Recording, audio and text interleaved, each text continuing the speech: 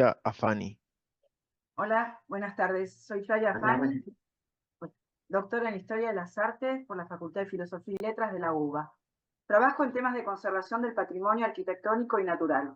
Adelanto mi oposición a la construcción del túnel en Larrazábal y a otros semejantes en Lugano, pues considero que esa pretendida obra es inconsulta, innecesaria y dañina. Inconsulta porque fue una decisión impuesta por el gobierno de Cava sin tomar en cuenta la opinión de los vecinos. Todo fue una parodia de participación, sin verdaderas consultas y mesas de diálogo, como expresó la Defensoría. Mientras se encuentra una solución a esta barrera, considero que hoy no es prioritario su cierre.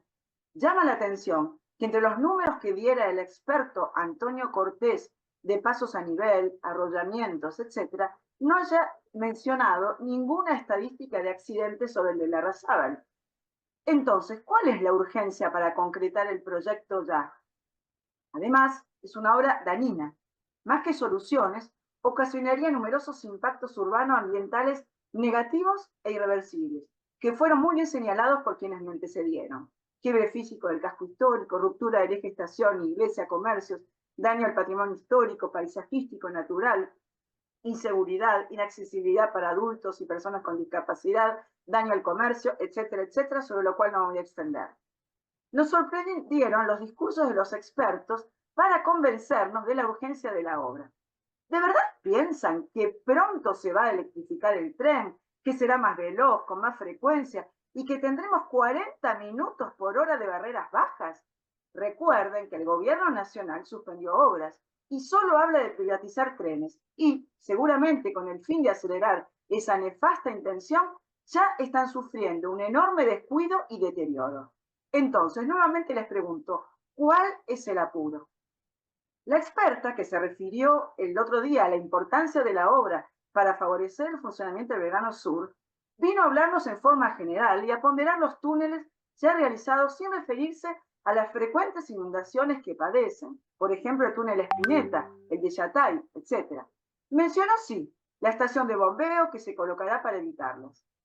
¿Quieren que creamos que la administración gubernamental garantizará el mantenimiento y controles permanentes de las bombas y la limpieza de las alcantarillas? La verdad, no tenemos muchos elementos para confiar en quienes no respondieron a algo aún más prioritario: las denuncias y desesperados pedidos de ayuda de los vecinos cuando vieron las grietas producidas en sus casas por las desmesuradas construcciones que ustedes no controlan, que luego produjeron derrumbes y muertes que se podrían haber evitado. ¿Por qué se nos negó el acceso a la evaluación de impacto ambiental que recién se mostró con un PowerPoint el primer día? Temían que pudiéramos analizarlo y confirmáramos que la evaluación de impacto ambiental se basa en estudios hechos por consultoras amigas y a pedido de las necesidades del gobierno. Aún así, no pudieron ocultar que son mínimos los impactos positivos de la obra en cuestión. Entonces, señor Messina, ¿para qué tantas medidas de mitigación y compensación? Las compensaciones en materia ambiental suelen ser verdaderos mamarrachos. ¿No es mejor preservar lo que tenemos? El gobierno de la ciudad ha demostrado que no entiende el valor biológico, ecosistémico, paisajístico, ambiental, histórico y hasta afectivo que tienen los 39 árboles que pretenden arrancar de nuestro barrio. ¿Creen que podrán compensarlos con nuevos y pequeños arbolitos que, de sobrevivir, porque no se los riega, les llevará décadas compensar el daño hecho? Se debería tener en cuenta el fallo ejemplar del juez Schleiber. Un árbol, dice, un árbol no es un integrante más del mobiliario urbano. Se trata de un ser vivo que nos acompaña y ayuda en el difícil tránsito de habitar las grandes ciudades. Todo lo que hace a la gestión de este patrimonio no puede ni debe efectuarse a escondidas de la comunidad, a la ligera y sin los recaudos que la ley y el plan maestro elaborado por el propio gobierno de la ciudad impone.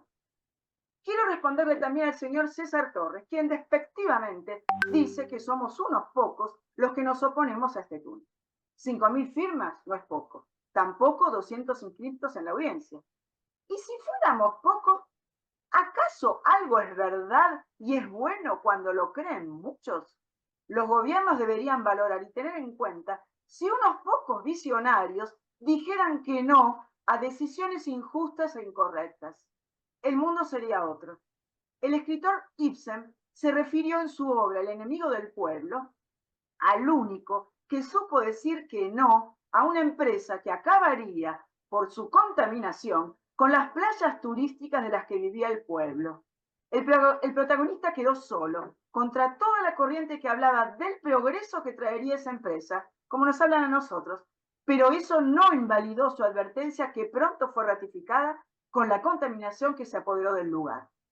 Llama la atención que a veces se hable de número de participación y otras, en cambio, no se lo tenga en cuenta. Por ejemplo, se olvidaron de los 7.000 ciudadanos inscriptos en la histórica audiencia pública de Costa Salguero, del 98% de oposición a ese proyecto de la ciudad y a favor de una costa 100% verde y pública. Pero tampoco, siendo muchos, nos escuchan. ¿Cuándo van a comenzar a practicar y fomentar una cultura del cuidado de la calidad de vida de los habitantes y su entorno? La ciudad se ha convertido en una síntesis del extractivismo urbano que nos agobia.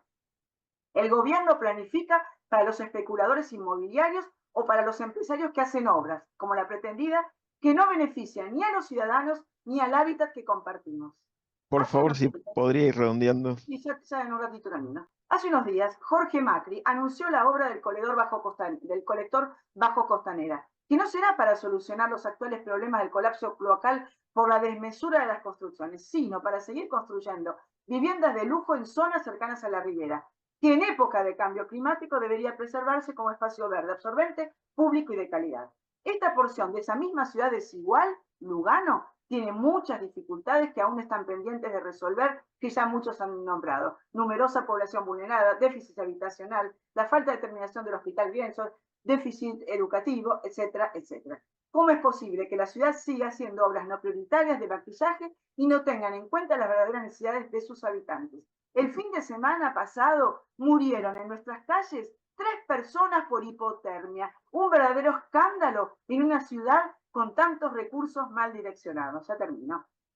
Estamos cansados de vivir, según palabras de un arquitecto que escuché hace unos días, en una ciudad bulímica, que no deja de consumir con voracidad espacios verdes públicos, áreas ribereñas, bienes comunes, miles de recursos en obras inútiles y que luego nos vomita construcciones de lujo que no necesitamos, contaminación, inundaciones y colapso de todo tipo. Para terminar, quiero citar al Papa Francisco. En su encíclica Laudato Si, nos da lineamientos para resolver estas problemáticas. Hace falta, dice, incorporar la historia, la cultura y la arquitectura de un lugar manteniendo su identidad original. Por eso la ecología también supone el cuidado de las riquezas culturales. Quienes diseñan edificios, barrios, espacios públicos y ciudades necesitan del aporte de diversas disciplinas que permitan entender el simbolismo, los comportamientos, la calidad de vida de las personas. Por eso es tan importante que las perspectivas de los pobladores siempre completen el análisis del planeamiento urbano. La previsión del impacto ambiental de los emprendimientos y proyectos requiere procesos políticos transparentes y sujetos al diálogo, mientras la corrupción que esconde el verdadero impacto ambiental de un proyecto a cambio de favores suele llevar a acuerdos espurios que evitan informar y debatir ampliamente. Y ahora sí, para terminar, esto lo dijo el Papa Francisco, no lo dije yo, ahora sí lo digo yo. Señores del gobierno de la ciudad, por favor, escuchen a los vecinos. Muchas veces la comunidad sabe mucho más que los expertos de escritorio. No nos sometan más a obras caprichosas y poco analizadas. Consideren que tenemos derecho a gozar de un ambiente sano, garantizado por el artículo 41 de la Constitución Nacional, y que nos ampara también el Acuerdo de Escazú, que garantiza el acceso a la información, a la justicia y a la participación ciudadana en la toma de decisiones en asuntos ambientales. Citando nuevamente a Spinetta, el del túnel, como decía, digo yo también, córtenla, déjennos vivir en paz. Muchas gracias. Muchas gracias.